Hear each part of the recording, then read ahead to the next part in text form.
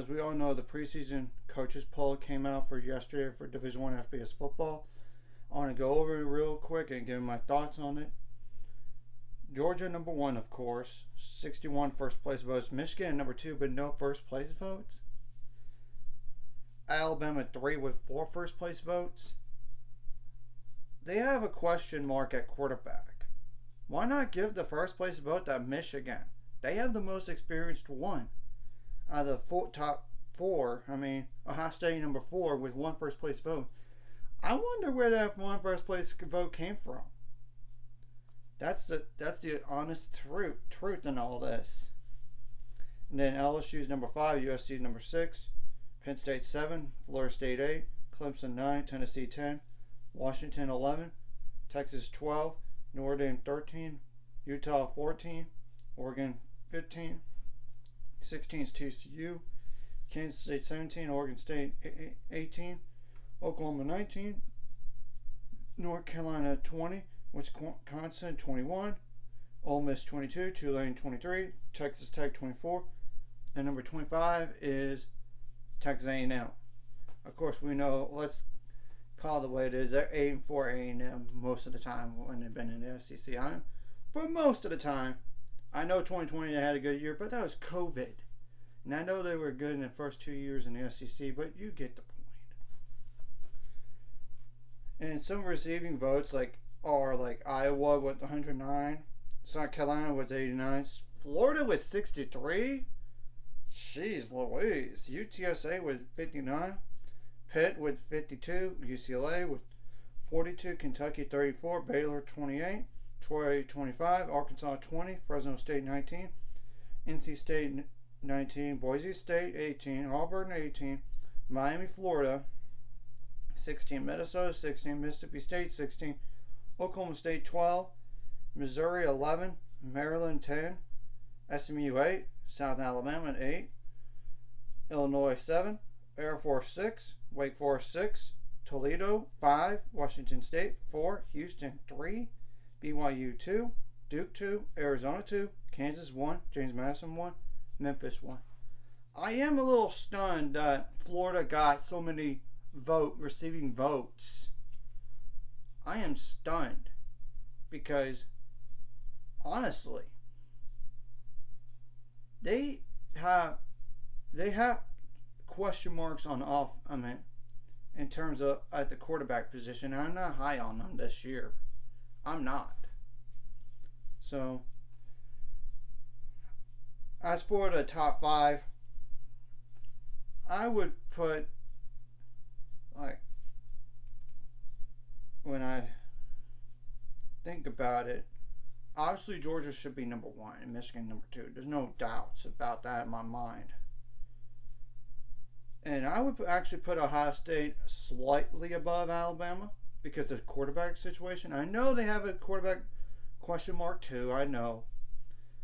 But at least it was a little less of a question. And of course, LSU should be number 5. So really, top 5, with exception of flipping, makes a lot of sense. Now, I aim a little bit higher on Florida State this year than Florida State, but it's really, I can't put them any higher than number 6 if I would move up Florida State right now. But I know they beat LSU last year, and those two teams are going to play each other. And remember, last year was an unranked matchup, and this year was a ranked matchup. So, and that's really a toss-up game right there. Of course, USC deserves to be in the top 8.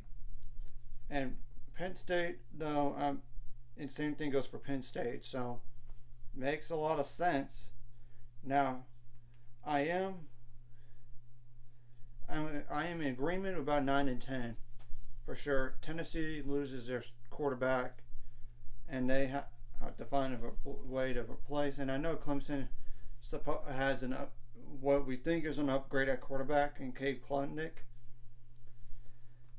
So, and a new offense coordinator, but we have to wait and see what he does in his first full season, because there could be growing pains.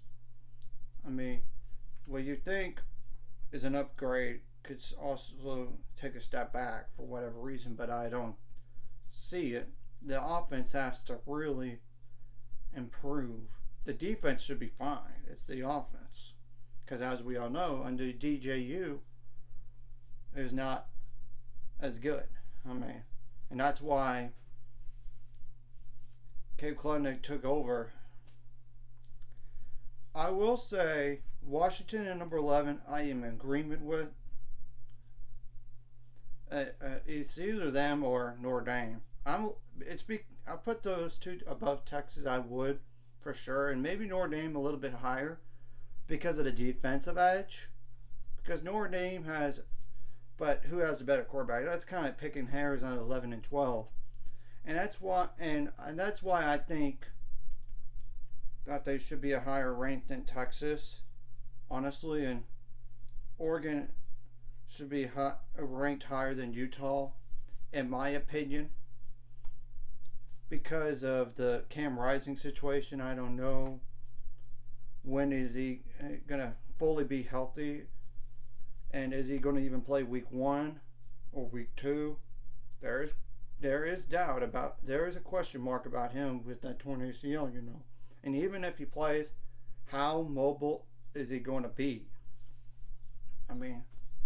And we've seen this from Texas in the past, ranked and then fall.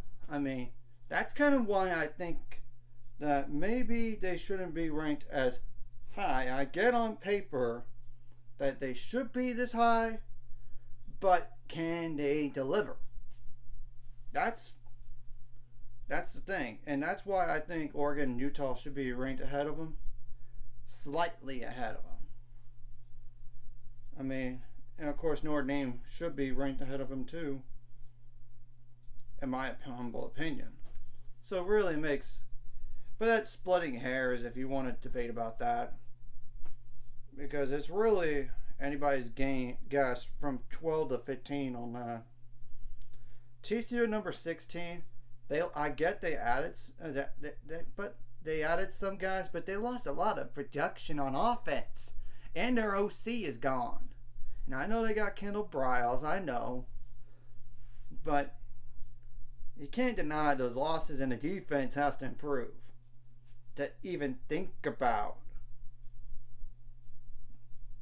maybe going back up to that number of wins, because they had so many games within 10 points a year ago. That's not easy to replicate, especially with a high winning percentage. 9-1 in games in 10 points or less. They were flirting with a lot of teams last year. What could have been undefeated regular season could have been worse, if you think about it when you look at the regular season schedule here from a year ago. And this year's tougher. You have to go on the road to Oklahoma. And Oklahoma should be healthier, and they should be better this year. And hopefully for their sake, for Oklahoma's sake, they don't have injury at quarterback again, like Dylan Gabriel, because without him, they were bad offensively. Let's put it mildly. I will say they should beat Colorado, but would I be stunned? No. Because it's game number 1 and it's getting all the jitters out. But then again, Colorado has a lot of turnover as well. As we all know. Can they do it? I will say that the front half of the schedule is really good, fortunate for TCU. You got to go on the road to Houston. That could be tricky, but Houston isn't expected to do much, but you get the point. And Colorado, I don't know, but that game is one of those interesting games. And it's an 11 a.m. kickoff at that, so let's wait and see. Of course, SMU is a rivalry game, and it should be good in the American. It's just, can they beat TCU? I don't know. And you got West Virginia, one of the worst teams of the Big 12, as we all know, at home. But it's go on the road to Iowa State. I know some people have predicted Iowa State should win that game. Is going to win that game. But as we all know, there is an investigation on Hunter Deckers at quarterback and some other players as well, like Jarrell Brock apparently was involved in that gambling thing. So really, it's kind of like, I don't know what to think of Iowa State anymore. I thought maybe they could get to a bowl, but it wouldn't be stunned me if they didn't. Especially now, they have to go with somebody else at quarterback. And you got BYU at home, and that helps.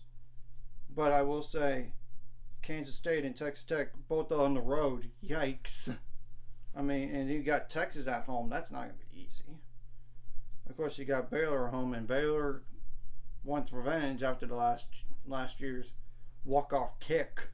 And you got Oklahoma on the road. So really, the last 5 games are brutal. And it's not even mentioning, like I said, SMU at home. That's a rivalry game. Houston on the road, it could be tricky. I don't know about Iowa State now.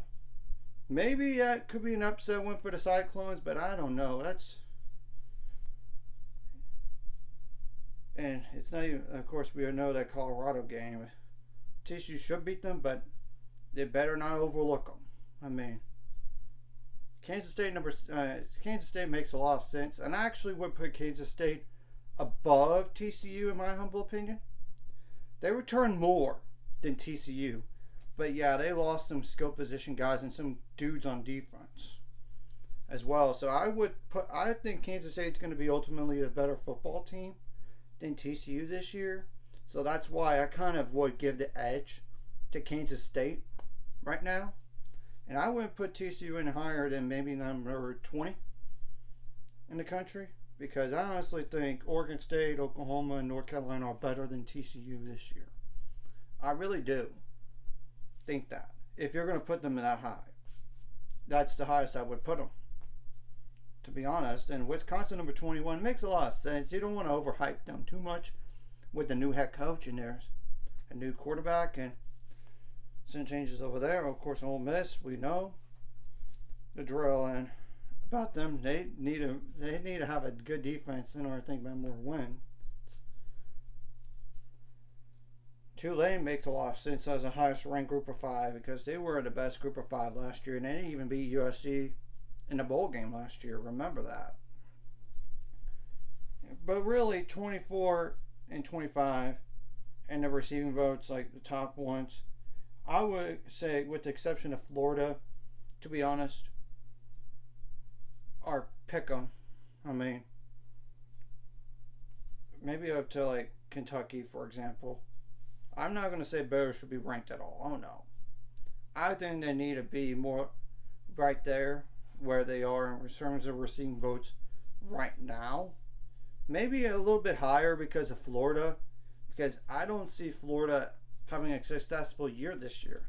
Maybe 8 to 7 wins, but at worst they could go 3-9.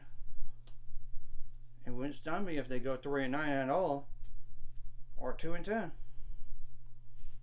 because they have a question mark at quarterback, and the offense is going to be a question. I know they got the offensive line, but it helps to have a good quarterback. Though I know it's important to have skill position guys as well, but you get the point. That's just some of my thoughts on this, and once the AP poll comes out, I discuss that as well as my top 10 and teams outside looking at. So, if you like this content, like and subscribe. See you guys later. Find subscribers. We're on the road to it. Let's go.